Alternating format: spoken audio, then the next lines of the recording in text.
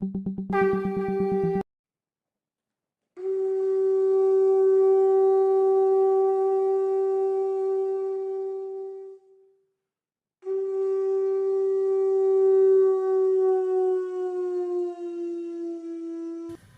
प्रेम में श्री श्री ठाकुर परम आराध्या जगत जननी श्री श्री बड़मा परम पूज्य पाद श्री श्री बड़दा परम पूजनीय वर्तमान आचार्य श्री दादा परम पूजनीय श्री श्री अविंदा के श्री चरणों मेरा कोटि कोटि प्रणाम।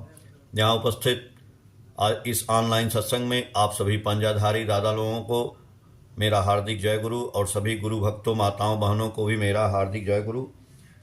आज बहुत दिन बाद जो है बोलने का अजय दा ने मौका दिया और अजय दा ठाकुर जी के प्रति लगे रहते हैं। मैं देख रहा हूँ बहुत दिन से लगे थे, बीच में थोड़ा सा मैं भी सोच रहा था कि कहाँ चले गए दादा।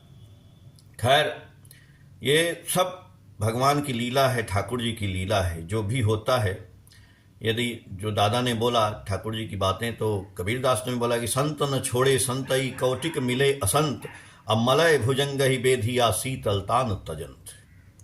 यानी संत न छोड़े संतई, एक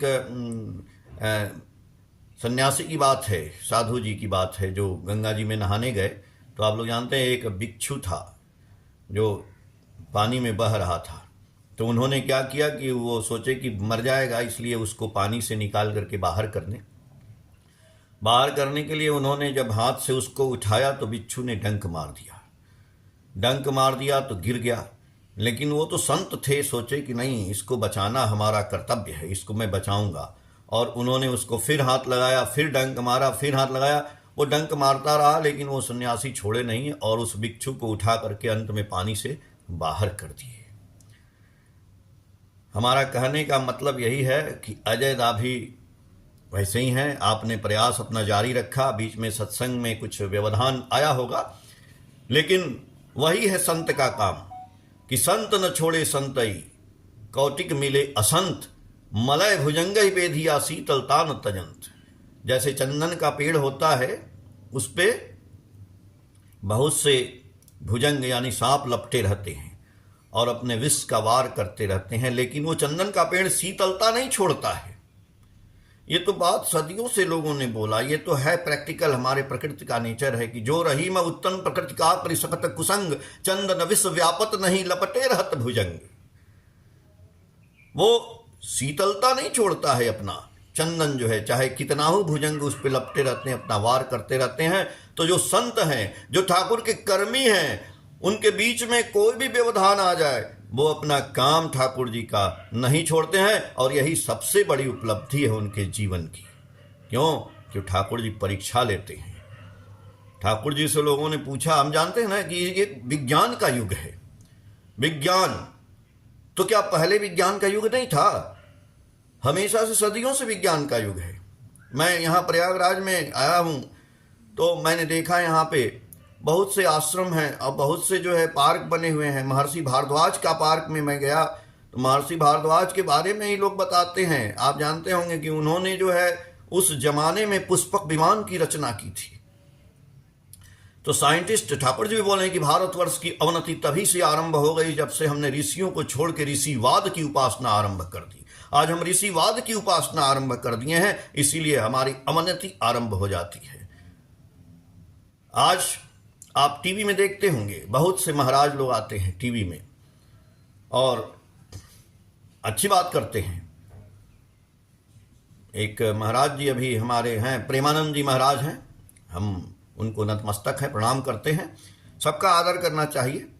जिनकी बातें ठाकुर जी से मिलती हैं उनकी भी बातें सारी मिलती हैं। लोग भी जाते हैं उनके यहाँ, दर्शन करते हैं और उनके सानिध्य का लाभ भी करते हैं। कल मैं एक परिवार में गया था तो वहाँ भी लोग बोले कि अरे यहाँ अगल बगल मेरे जो है ना बहुत से लोग उनके यहाँ गए, दर्शन करके आए और बहुत उनसे प्रभावित हैं। बहुत लोग जा रहे हैं, बहुत भीड़ हो रही है। तो हमने पूछा कि नहीं, जा तो रहे हैं लेकिन जाने के बाद क्या वो उनकी बातें जो है जो बोलते हैं क्या वो करते हैं कि नहीं करते हैं? आप जिनके हम गए थे वो तो ठाकुर जी के सत्संगी हैं, बहुत अच्छे हैं। तो हमने बोला आप क्या करते हैं? आप नाम करते हैं?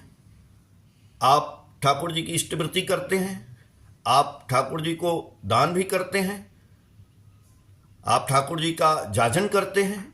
ये तो 3 काम आप करते हैं, जजन जाजन इष्टवृत्ति। तो यही बात तो वो भी बता रहे हैं महाराज जी। तो महाराज जी बता रहे हैं, तो वो लोग पूछिए कि नाम की बात वो तो हमेशा कहते हैं कि राधा राधा बोल, तो क्या वो कितना बार राधा बोल रहे हैं आजकल बैठ करके सब लोग? और अपने गुरु जी को बोलते हैं कि अपने गुरु को कुछ जो है रोज समर्पित किया करो, क्या वो कर रहे हैं? तो बोले लोग कि नहीं, वो तो आ गए दर्शन करके बस हो गया। तो हम वही बोले कि दर्शन करने से नहीं होगा। एक आदमी कथाकार होता है, कथा बोलता है, लेकिन एक आदमी जो आदमी नहीं होता है, परमात्मा यानी सदगुरु पुरुषोत्तम, पुरुषोत्तम के पास आकर के, हाँ सुनिए सबकी लेकिन करिए पुरुषोत्तम की।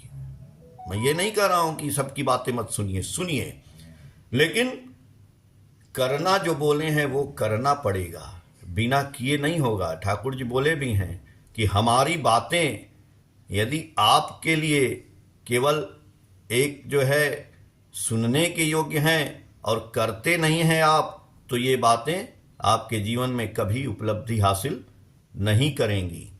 तो मैं इसीलिए कह रहा था जो महर्षि की बात, ऋषि की बात, कि भारतवर्ष की अवनति क्यों होने शुरू हो गई? क्योंकि हमने ऋषियों को छोड़ के ऋषिवाद की उपासना आरंभ कर दी।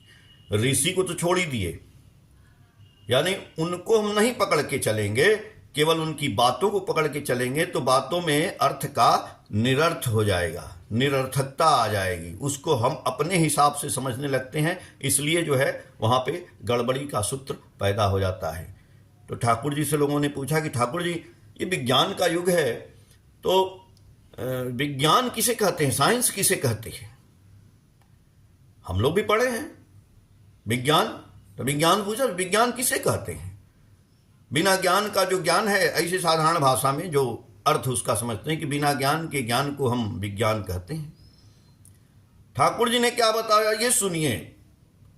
मैं भी पढ़ रहा ठाकुर जी की बात।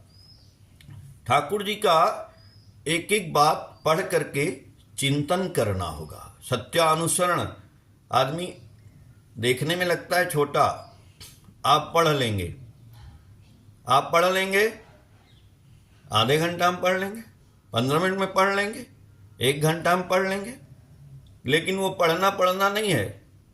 जो पढ़ने वाला होगा उसको जीवन लग जाएगा पढ़ने में, वो पढ़ ही नहीं सकता है, वो पढ़ेगा ही नहीं, क्योंकि पढ़ेगा तो बढ़ेगा। ठाकुर जी बोले ना, अपने बचना सबको बचाना, बचेगा बचाएगा, सबको बचाएगा, फिर अपने बचेगा, अपने बचेगा, सबको बचाएगा। लेकिन जो पढ़ेगा, क्या पढ़ेगा? रोज तो पढ़ता है हनुमान चालीसा, पढ़ता नहीं है, सब पढ़ लेता है, लेकिन वो पढ़ा ही नहीं है। अगर वो पढ़ लिया होता तो फिर पढ़ने की जरूरत नहीं पड़ती, फिर हमको सत्संग करने की भी जरूरत नहीं पड़ती। जब दिमाग में ये प्रवेश कर जाता कि साइंस किसे कहते हैं। अब साइंस की बात समझ लीजिए। ठाकुर जी ने जो बोला, मेरा भी माथा घूम गया। कई बार हम आलोचना प्रसंग पढ़े और इसका वीडियो बना के मैंने भेजा भी है, आप लोग भी सुने भी होंगे। ठाकुर जी बोले, मैं जो बता रहा हूं, ठाकुर जी जो परमपिता की बात करते हैं, आज परमपिता तो वही है और परमपिता की ही बात कर रहे हैं।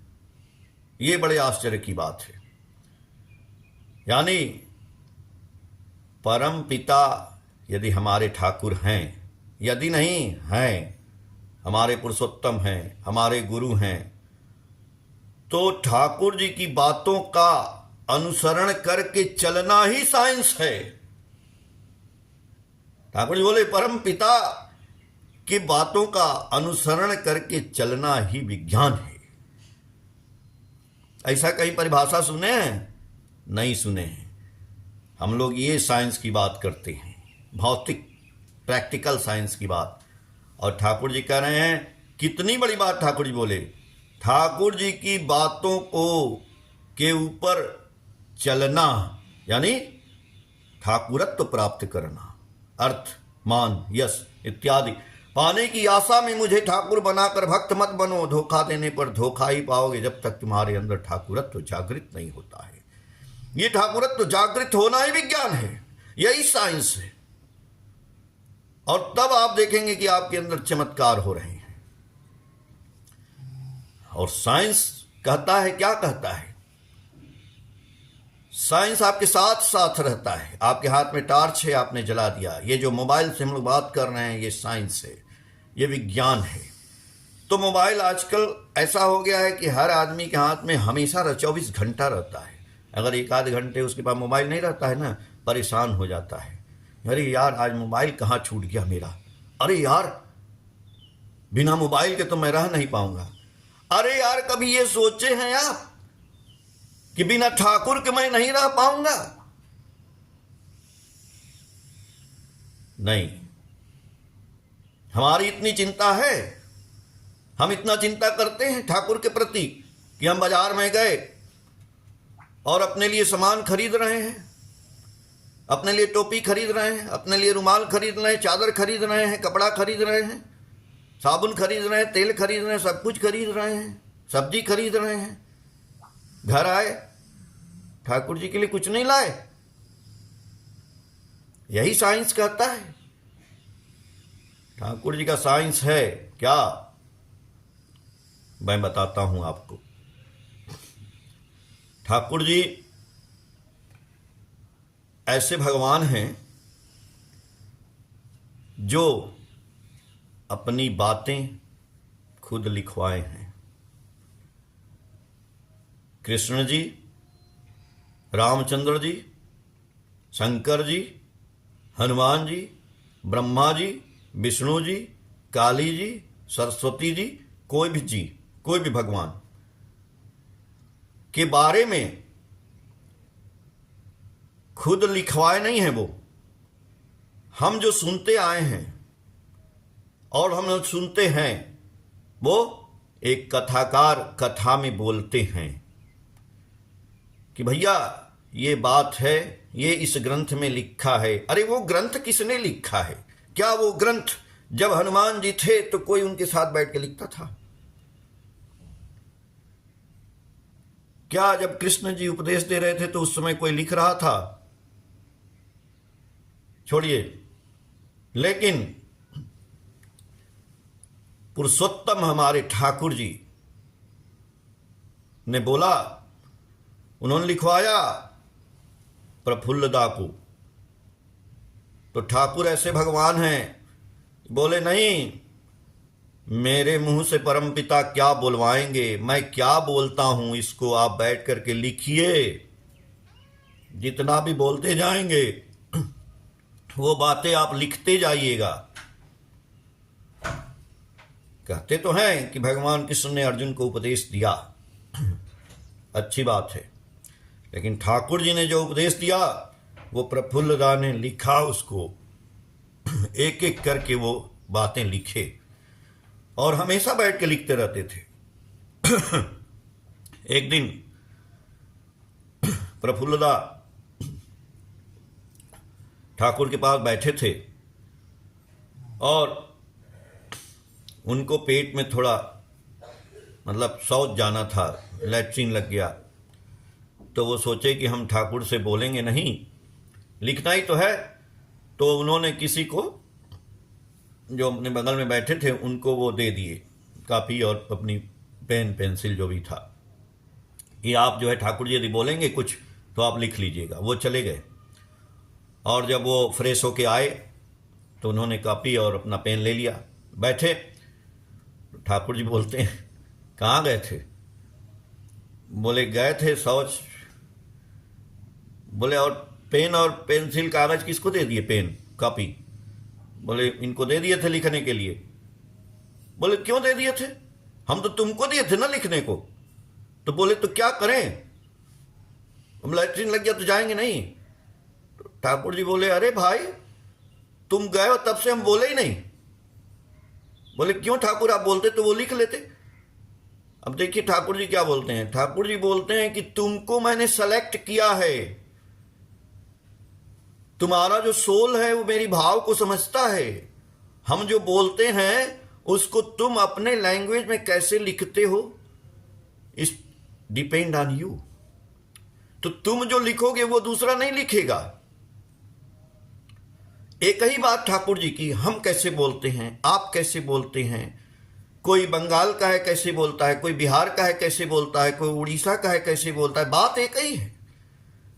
और उसकी बातें कितनी प्रभावशाली होती हैं आप देखते हैं ना। किसी की बातें ठाकुर जी के बोलता है बहुत प्रभावशाली, कोई कथाकार है रामचंद्र जी की कथा कहता है तो किसी की बातें बहुत प्रभावशाली हो जाती हैं, किसी की नहीं होती हैं। जैसे आजकल कुमार विश्वास भी बोल रहे हैं, उनकी बातें बहुत प्रभावशाली लगती हैं। क्यों लगती हैं?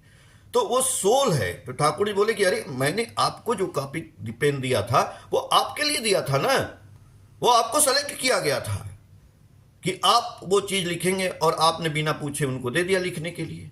ये सही बात नहीं है।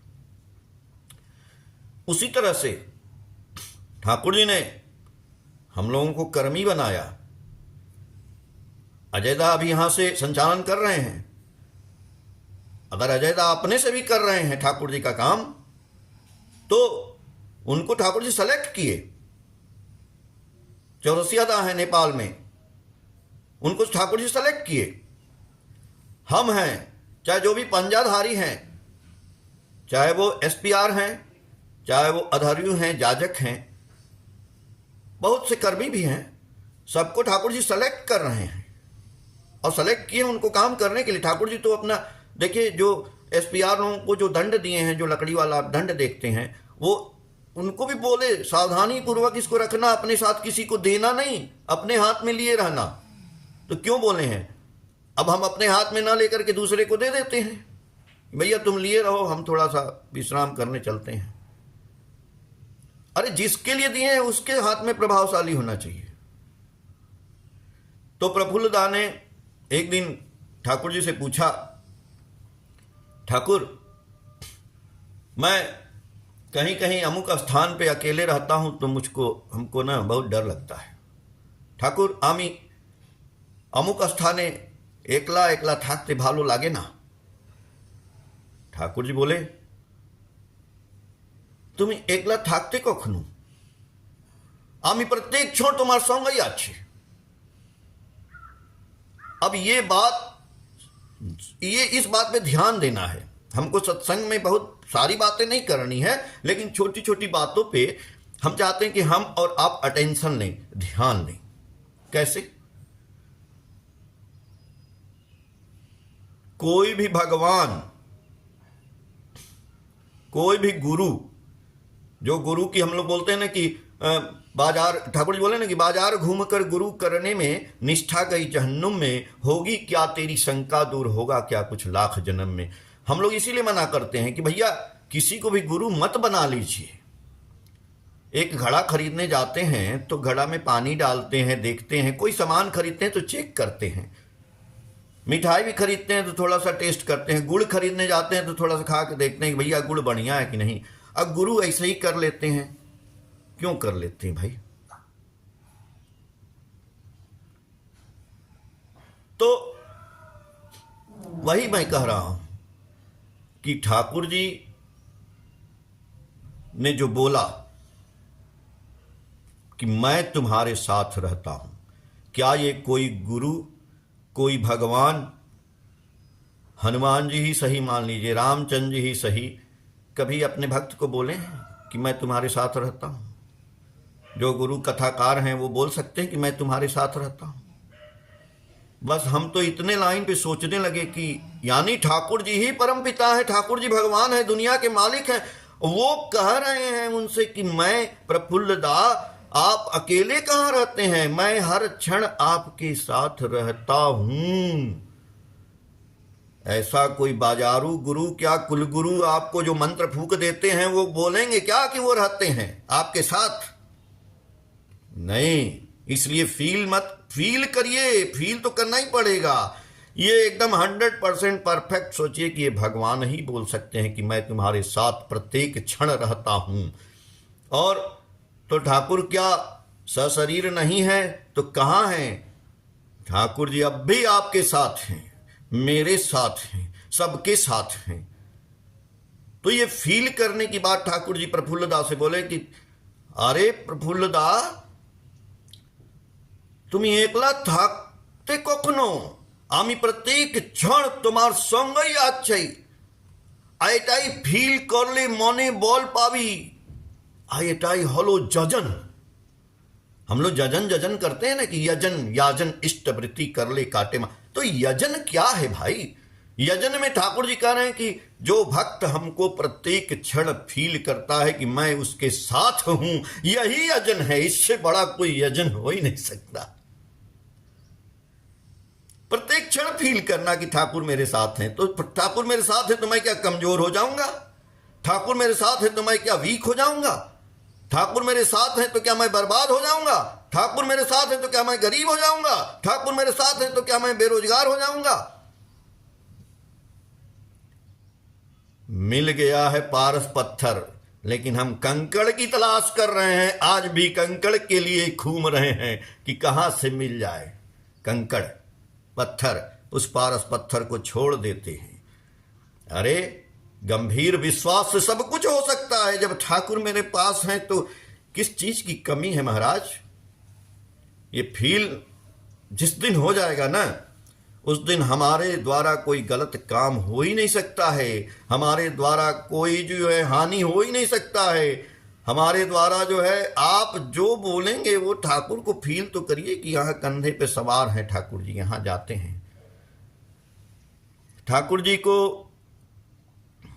कोई आदमी आज के डेट में यदि चाहे कि हम उनको जो है रसमलाई खिला दें, हम उनको रसगुल्ला खिला दें, हम उनको छेना खिला दें, तो कैसे खिलाएंगे? भोग लगा देंगे। भोग लगाने के बाद अपने ही तो खाएंगे। मैं पढ़ रहा था, ठाकुर जी एक जगह बोले कि हमारे जो ये एसपीआर हैं, ऋतिक हैं, मैं इन्हीं के माध्यम से खाता हूं। ये देखिए, मैं एक एक सेंटेंस की मैं बात कर रहा हूं। मैं इनके माध्यम से खाता हूं। हम लोग अपने एसपीआर की इज्जत ही नहीं करते। गुरु मंत्र दे दिए, ठीक है, खत्म। अरे भाई, गुरु मंत्र वो कहां दिए? उनके अंदर ठाकुर आकर के दिए। तो आप किसी दिन अपने एसपीआर को बुलाइए या उनके यहां जाइए, 2 गुलाब जामुन ले जाके खिलाइए। आप उनको सोच के मत जाइए, आप सोच के जाइए कि मैं ठाकुर को खिलाने जा रहा हूं। आपके सोच से और एसपीआर वो खाएंगे, वो नहीं खाएंगे, उनका शरीर खाएगा, लेकिन वो खाएंगे ठाकुर। ठाकुर बोले हैं कि मैं उनके कंधे पे सवार होकर के चाहता हूं, घूमता हूं। और तो आप कहेंगे वो एसपीआर तो बड़ा दुष्ट है। अरे दुष्ट क्या है भाई? आप मानोगे? आप भक्त चाहे तो भगवान बदल सकते हैं, भक्त चाहे तो एसपीआर भी बदल सकते हैं, उनका दिमाग बदल सकता है। हम लोग कहते हैं कि वो तो आगे आके कोई काम करते ही नहीं है। आप काम उनसे करवाइए ना भाई। आप वो गुरु जी के ठीक है यंत्र हैं, हो सकता है उनका कुछ घर का प्रॉब्लम हो, समस्या हो, लेकिन 10 आदमी मिलके अपने एसपीआर को पकड़ेंगे, करेंगे, तो क्यों नहीं कराएंगे? कराएंगे। वो भी मजबूर रहते हैं बेचारे, ऐसा नहीं है कि वो गड़बड़ हो जाएंगे। वो तो ठाकुर जी के भक्त ही हैं। तो ठाकुर जी कैसे खाएंगे? आप अपने एसपीआर को खिलाएंगे तो ठाकुर जी खा लेंगे। आप सोचिए,